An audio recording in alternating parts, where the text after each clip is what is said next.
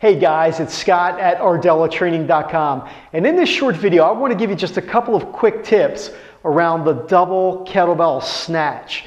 And obviously the double kettlebell snatch is an intermediate, more advanced kettlebell exercise, so it's not for beginners. Make sure that you have all your kettlebell fundamentals down before you attempt this. And specifically you need to be able to snatch a single kettlebell first, of course.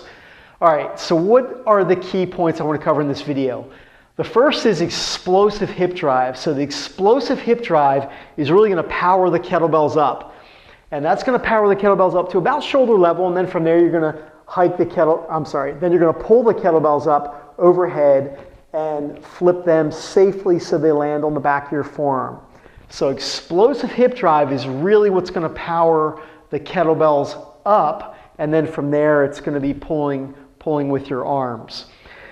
The next key tip I want to talk about is lowering the kettlebells. How do you get the kettlebells down? Do they come down the same way as you did when you pulled the kettlebells up?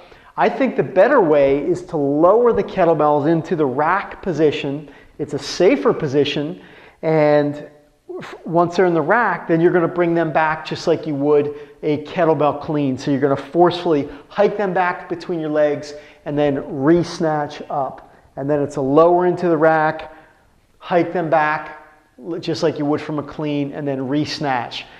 Another key tip is to make sure that when you snatch, keep the kettlebells close. You want to try to explosively drive with your hips, but try to keep them also close to your body so that you're not arching way out. You don't want the kettlebells way out in front, but you want to almost pull them up your body so that they're floating up from that explosive hip drive. Again, we're going to take a look at this in real time so you can see all these things that I'm talking about.